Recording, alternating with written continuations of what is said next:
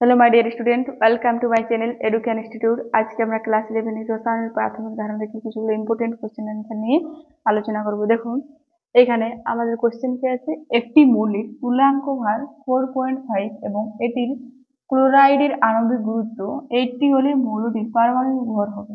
ঠিক আছে, দেখো আছে একটি মৌলের তুল্যাঙ্ক ভার 4.5। তো এই তুল্যাঙ্ক ভার 4.5 মানে হচ্ছে ক্লোরিনের 35.5 ভাগের সাথে কোনো মৌল বা ধাতুর 4.5 ভাগ যুক্ত থাকাটাকে কি বলা হয়, তুল্যাঙ্ক ভার। ঠিক আছে, এখানে দেখো তাহলে কি হচ্ছে আমাদের M প্লাস Cl, তোমার আমরা কি পাচ্ছি MCl। দেখো ক্লোরিন কত আছে 35.5 ভাগের সাথে আছে এটা 4.5, তাহলে এটা কত পাচ্ছি দেখো 35.5 প্লাস 4.5, তাহলে এখানে হয়ে গেল আমাদের 40। ঠিক আছে, 40 গ্রাম ক্লোরাইডের, দেখো কোন ধাতু বা মৌলের সাথে যুক্ত থাকে, ক্লোরিন যদি যুক্ত থাকে তাহলে তাকে কি বলা হয়, ক্লোরাইড। এগুলো আমাদের ক্লোরাইড, আর এটাকে আমরা কি বলবো, ক্লোরিন। ক্লোরিন ঠিক আছে, দেখো 40 গ্রাম ক্লোরাইড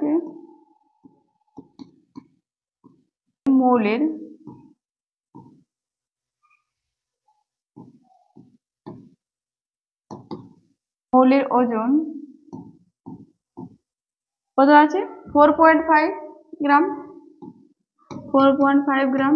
দেখো এখানে আমাদের কি বলেছে, এটা ক্লোরাইডের আণবিক গুরুত্ব 80 হলে মৌলটির পারমাণবিক ভর কত, তাহলে এখানে আমাদের 80 গ্রাম ক্লোরাইডের মৌলের ওজন সমান কত হয়ে যাবে 4.5 বাই 40 এর নিচে হয়ে যাবে ইন্টু 80, 40 তুমি 80, তাহলে এখানে আমাদের কত হয়ে গেল 9। তাহলে দেখো আমাদের অপশন বি তে আছে 9, তাহলে আমাদের এটা অ্যান্সার হয়ে যাবে। ঠিক আছে, মৌলটির পারমাণবিক ভর 9 হলো। এরপর নেক্সট দেখো 4.4 গ্রাম CO2 তে অক্সিজেন পরমাণু সংখ্যা হলো। দেখো এখানে আমাদের পরমাণু সংখ্যা বার করতে বলেছে, তাহলে পরমাণু সংখ্যা বার করতে গেলে আমাদের প্রথমে কি করতে হবে, প্রথমে আমাদেরকে অনুসংখ্যা বার করতে হবে। ঠিক আছে, অনুসংখ্যা বার করার পর আমরা পরমাণু সংখ্যা বার করব।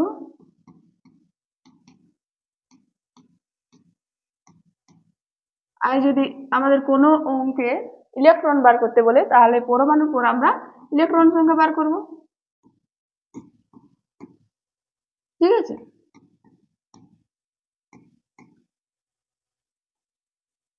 হয়ে গেল। তো দেখো প্রথমে আমাদের কার বলেছে, CO2 বলেছে, CO2 বলেছে, তাহলে CO2 এর আণবিক গুরুত্ব বার করতে হবে। CO2 এর আণবিক গুরুত্ব সমান কত হয়ে যাবে, কি কার্বনের, দেখো কার্বনের 12 প্লাস অক্সিজেন দুটো আছে, একটা অক্সিজেনের পারমাণবিক গুরুত্ব হচ্ছে 16, তাহলে 2 ইন্টু 16, 12 প্লাস 32 সমান 42 হলো। তাহলে এখানে আমাদের কি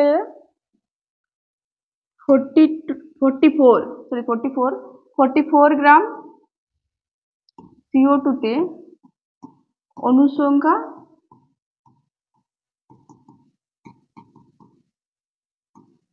6.022 into 10 to the power 23t হলো। তাহলে আমাদের বার করতে হবে কত 4.4 গ্রামে, তাহলে আমরা 4.4 গ্রামে বার করব। 4.4 গ্রাম CO2 তে অনুসংখ্যা হলো, দেখো 6.022 into 10 to the power 23 by 44 নিচে ইন্টু 4.4 গ্রামে যেহেতু বলেছে তাই 4.414 হয়ে গেল ইন্টু তে। দেখো এই দশমিক তুলে দিলে আমাদের নিচে হয়ে যাবে 10, তার 44 ক্যান্সেল, এখানে আমাদের থাকলো কি 6.022 ইন্টু, দেখো উপরে আমাদের 10⁻23টি আছে আর নিচে আমাদের একটা 10 আছে, তাহলে উপরে গেলে একটা 10 বিয়োগ হয়ে যাবে, মানে কত হবে 10⁻22 এতটি। এটা হয়ে গেল আমাদের অণুর সংখ্যা, ঠিক আছে। দেখো একটি CO2 অণুতে অক্সিজেন পরমাণু সংখ্যা 2টি, অক্সিজেন পরমাণু সংখ্যা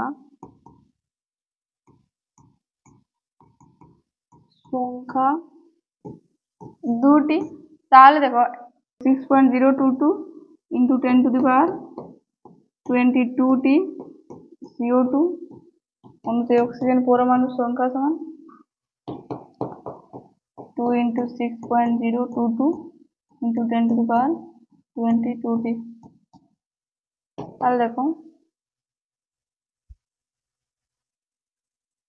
2 দুগুণে 4, 2 দুগুণে 4, 0, 2 দুগুণে 12, 3টার আগে দশমিক, 10⁻22টি। ওর আগে চলে যায়, তাহলে এখানে কি হয়ে যাবে আমাদের 10⁻23। তাহলে আমাদের অ্যান্সার কোনটা হয়ে যাবে, দেখো 1.2 ইন্টু 10⁻23 আছে আমাদের অপশন এ তে, তাহলে এটা আমাদের অপশন এ সঠিক, ঠিক আছে। নেক্সট দেখো 0.5 গ্রাম কোনো ধাতু থেকে 0.79 গ্রাম ধাতব অক্সাইড পাওয়া গেলে ধাতুটির তুল্যাঙ্ক ভার হলো। দেখো এখানে আমাদের M প্লাস ও থেকে আমরা কি পাবো, ধাতব অক্সাইড মানে MO, ঠিক আছে। ধাতুর সাথে বা কোনো মৌলের সাথে অক্সিজেন যুক্ত থাকলে তাকে বলা হয় ধাতব অক্সাইড।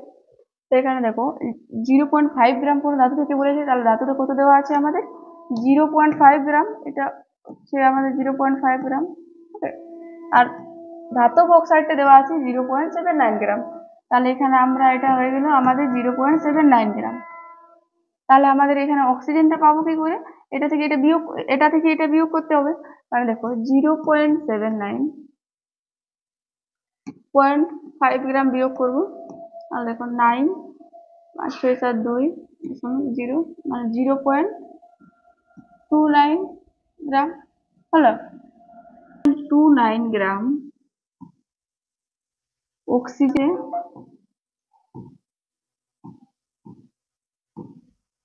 সমান 0.5 গ্রাম ধাতুর সঙ্গে গ্রাম মৌলের সঙ্গে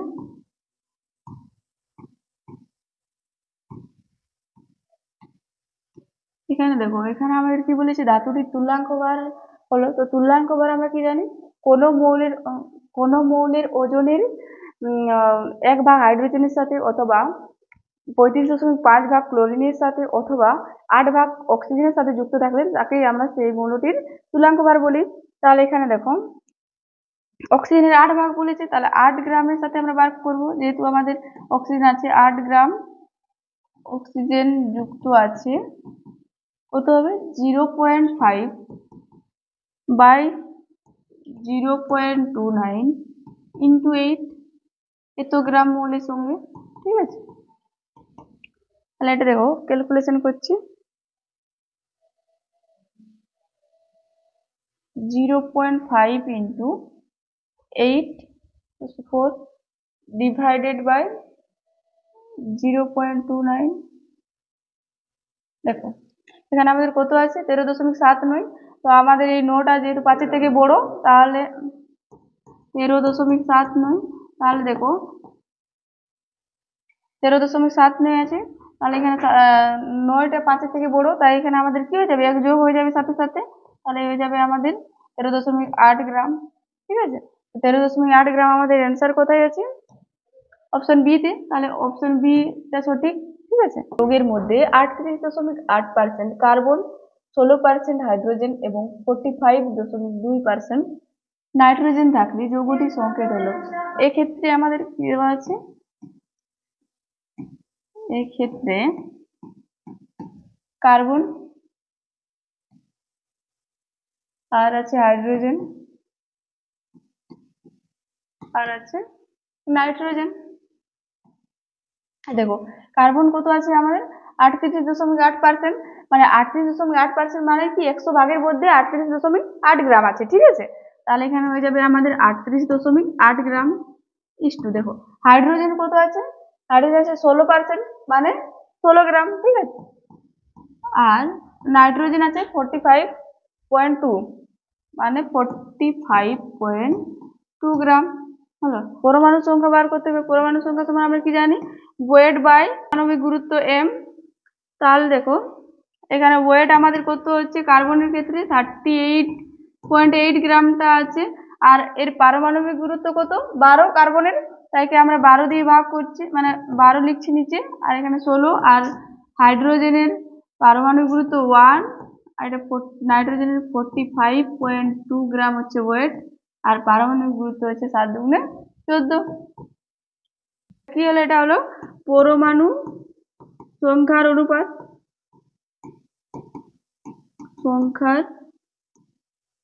অনুপাত, তো দেখো এখানে পরমাণু সংখ্যার অনুপাত এটা আমরা পেয়েছি। তাহলে একে যদি আমরা ভাঙি তো পরমাণু সংখ্যা আমরা কি পাই, সবসময় পূর্ণ সংখ্যা পাই। তাহলে এখানে দেখো 12 কে 12 12 24 3 12 36, মানে 3 পাবো এখানে সংখ্যাটা। আর এখানে দেখো 16 পাচ্ছি, আর এটাতে 14 কে 14 14 দুগুণে 28, 3 14 42। হলো এরপর দেখো 3 আছে, কার্বনের সংখ্যা আছে 3, তাহলে 3 দেখো কার্বনের সংখ্যা এখানে আমাদের 3 পাচ্ছি, এখানে দুটো আর একটা 3টে, আর এখানে আছে হাইড্রোজেন সংখ্যা আছে 16, কিন্তু আমাদের একটা অপশনে আমরা হাইড্রোজেন সংখ্যা 16টা দেখতে পাচ্ছি না, তাই কি আরো আমরা সরলীকরণ করব। তাহলে সরলীকরণ করতে গেলে কি হবে, দেখো দুটোতে 3 আছে, মানে 3 দিয়ে আমরা সবাইকে ভাগ করে নিচ্ছি, 16/3 = 3/3।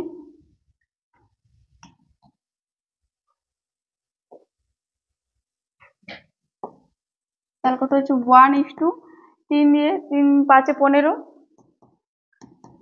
1। তাহলে আমাদের সংকেত কি হয়ে গেল, সংকেত দেখো কার্বন একটা পেয়েছি, আর হাইড্রোজেন পেয়েছি 5টা, মানে H5, আর নাইট্রোজেনও পেয়েছি একটা CH5n। তাহলে দেখো CH5n আমাদের কোথায় আছে, কার্বন একটা, হাইড্রোজেন 5টা, আর নাইট্রোজেন একটা। দেখো অপশন এতে আছে, দেখো একটা কার্বন, হাইড্রোজেন আছে 3টা 2 5টা, আর নাইট্রোজেন একটা, তাহলে আমাদের এটাই সঠিক হয়ে যাবে, option A is right. Okay, next দেখো পরিমাণ চুনাপাথরকে CaCO3 চুনাপাথরের সংকেত হচ্ছে, ঠিক আছে, উত্তপ্ত করলে 56 কেজি CaO পাওয়া যাবে।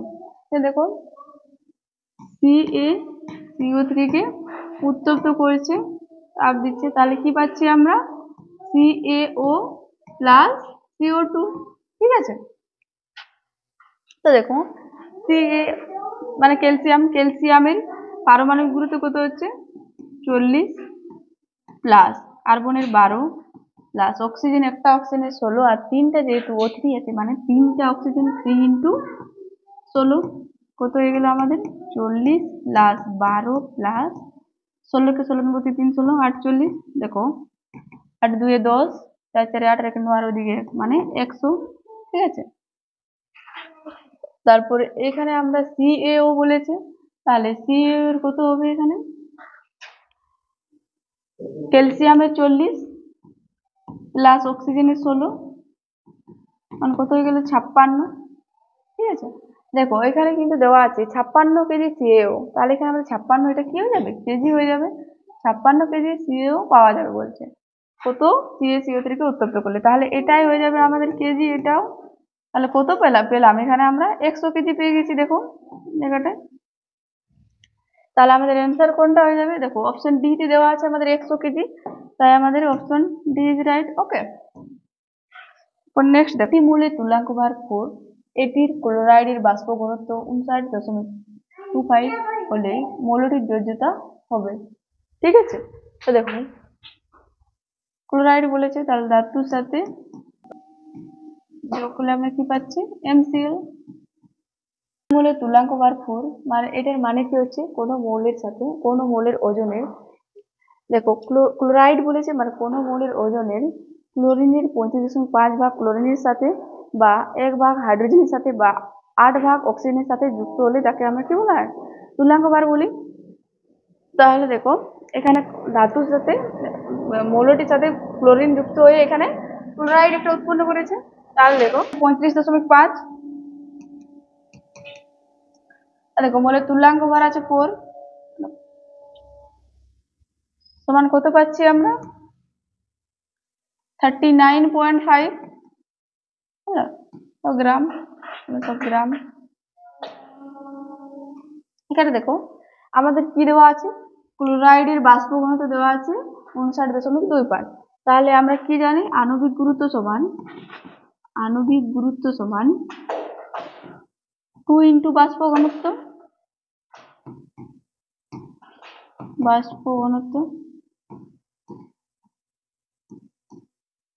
ডি, আর আণবিক গুরুত্ব হচ্ছে এম সমান 2d।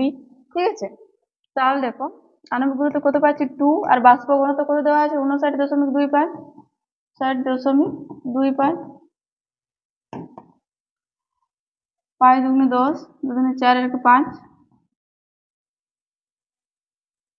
9 দুগুণে 18, 5 দুগুণে 10, 11, দুটোর আগে দশমিক, 118.5 গ্রাম। 40.5 গ্রাম ক্লোরাইডে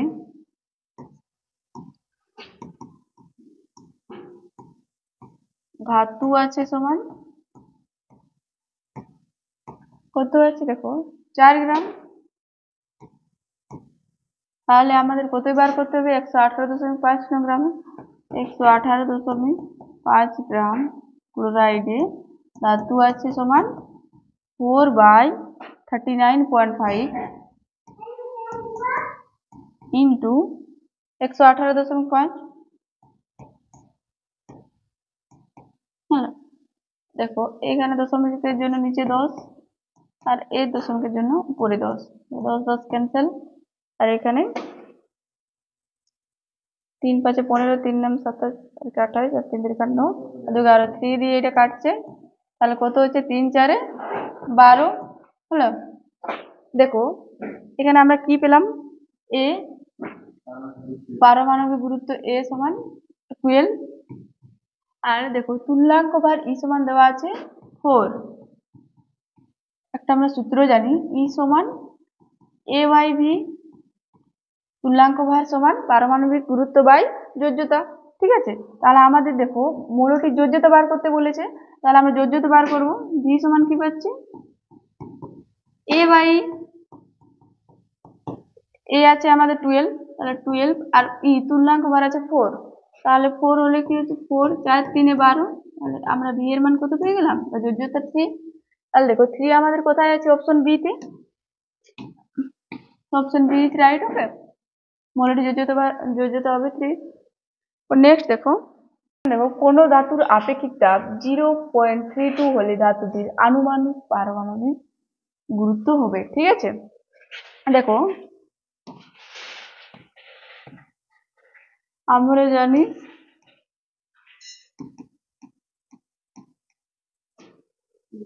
পেতির সূত্রানুসারে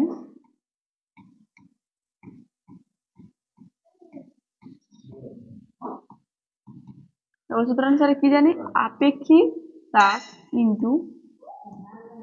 ইন্টু পারমাণবিক গুরুত্ব সমান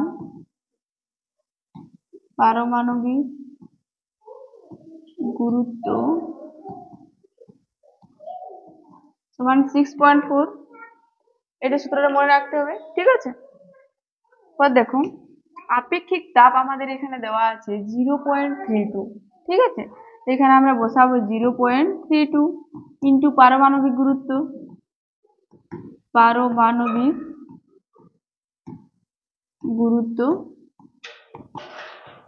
সমান 6.4। তাহলে আমাদের বার করতে কি বলেছে, পারমাণবিক গুরুত্ব বার করতে বলেছে। বা করে দেখো পারমাণবিক গুরুত্ব সমান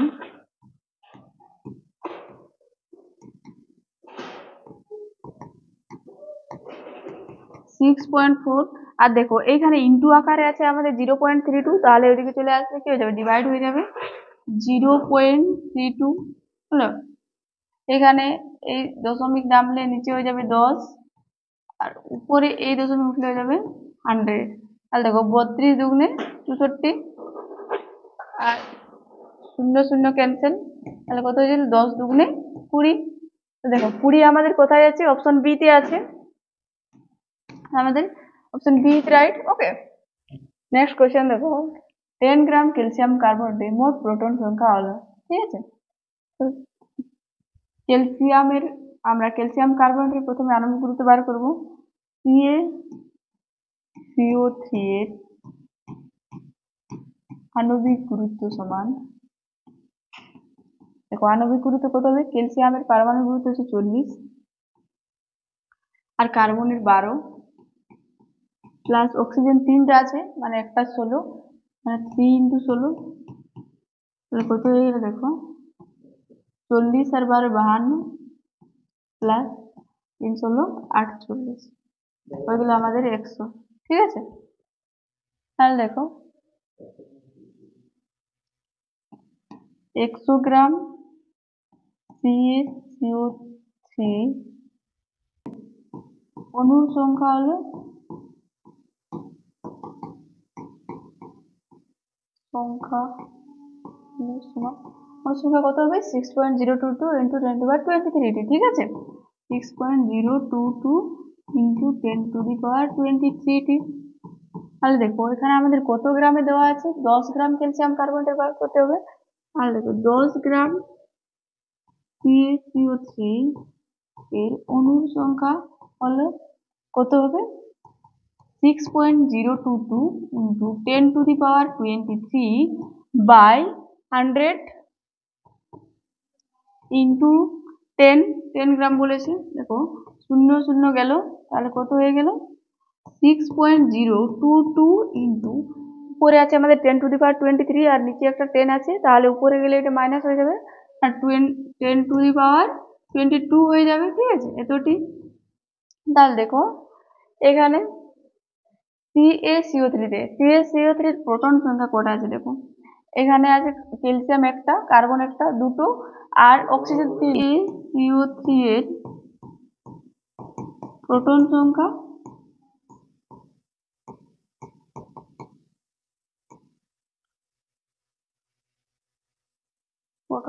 আছে 20টি প্লাস কার্বনের 6টি পরমাণু প্রোটন সংখ্যা প্লাস অক্সিজেন আছে এখানে 3টা, একটা অক্সিজেনের আছে 8, তাহলে 3টাই কত হবে? 3 × 8, 3 8 24টি, কত হয়ে গেল? 26 প্লাস 24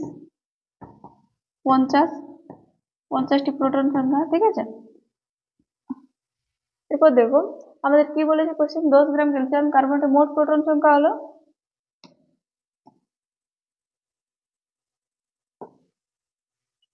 তো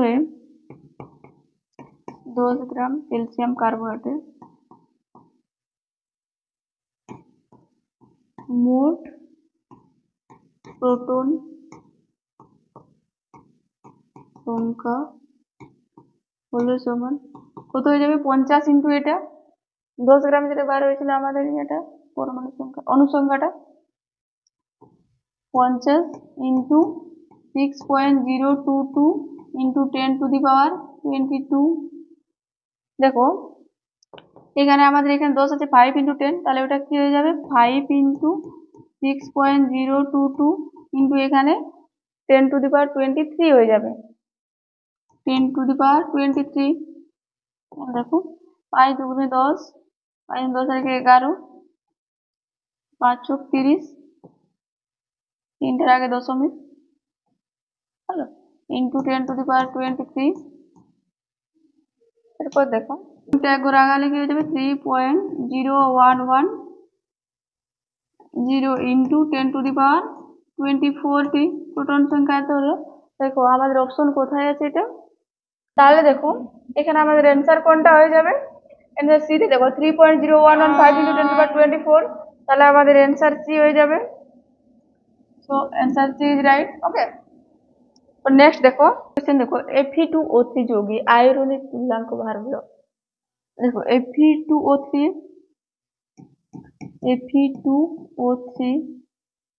যৌগে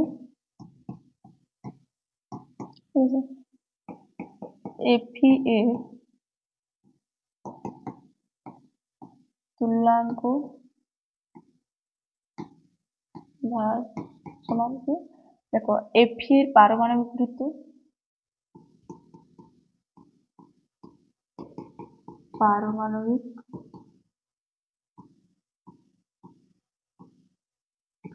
গুরুত্ব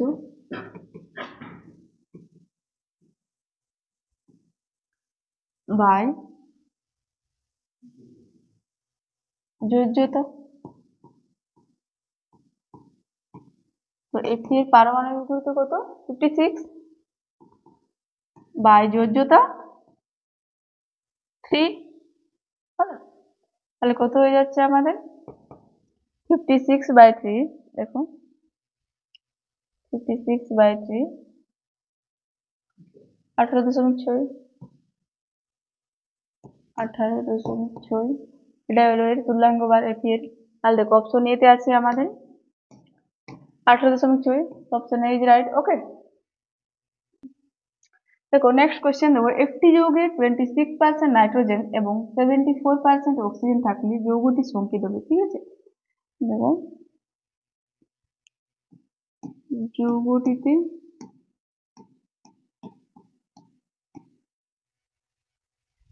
নাইট্রোজেন আর অক্সিজেন আছে।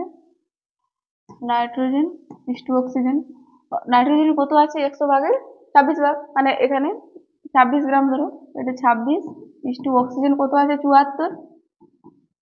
তাহলে দেখো এর পরমাণু সংখ্যা হলো, পরমাণু সংখ্যার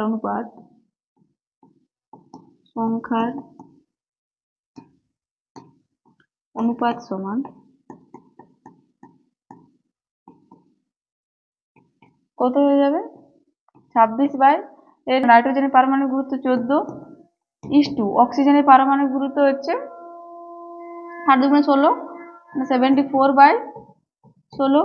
তাহলে কত হয়ে গেল? দেখো 14 কে 14 14 28 28, তাহলে এখানে 2 হয়ে যাবে। 26 28 এর কাছাকাছি আছে। আর এখানে 16 কে দেখো, 16 কে 16 5 16 80 হচ্ছে। তাহলে এখানে 80 এর কাছাকাছি আছে 74। তাহলে এখানে 5 হয়ে যাবে আমাদের। তাহলে তো যৌগটির সংকেত কি হলো? সংকেত দেখো নাইট্রোজেন 2 মানে N2 আর অক্সিজেনের আছে 5 মানে O5। দেখো আমাদের যৌগটির সংকেত হবে N2O5। ডি তে আছে, তাহলে অপশন ডি টা সঠিক হয়ে যাবে। ঠিক আছে, নেক্সট দেখো, দেখো এরপর নেক্সট কোশ্চেন দেখো কোনটিতে সর্বাধিক অণু আছে। ঠিক আছে, অপশন এতে আছে 7 গ্রাম N2। দেখো এতে 7 গ্রাম N2 N2 মানে কত? N2 এর আণবিক গুরুত্ব হচ্ছে 28। তাহলে দেখো 28 গ্রাম N2 তে N2 এর অনুসংখ্যা হচ্ছে Na মানে এবং, তাহলে আমাদের বলেছে কত? 7 গ্রামে। তাহলে 7 গ্রাম N2 তে অণু আছে। N2 সমান কি হয়ে যাবে? Na/28 × 7 হলো। বি তে দেখো, অপশন বি তে বলেছে 2 গ্রাম N2। ঠিক আছে, তাহলে এখানে আমরা 7 গ্রাম N2 তে বার করেছিলাম, 2 গ্রাম N2 তে কি হয়ে যাবে? 7 এর জায়গায় আমাদের 2 হয়ে যাবে। Na/28 × 2 হলো। সেটা দেখো 16 গ্রাম NO2 তে বলেছে। ঠিক আছে, তাহলে দেখো 16 গ্রাম NO2 তে ফির Na/NO2 নাইট্রোজেনের হচ্ছে 7 × 14 প্লাস অক্সিজেনের একটা 16 আর দুটো আছে মানে 16 × 32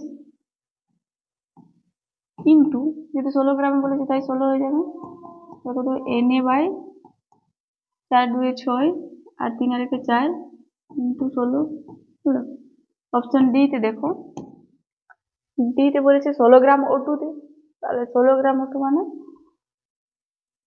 16 গ্রাম O2 তে অনুসংখ্যা আছে Na/O2 অক্সিজেনের একটা 16 আর দুটো আছে মানে 32 32 × 16।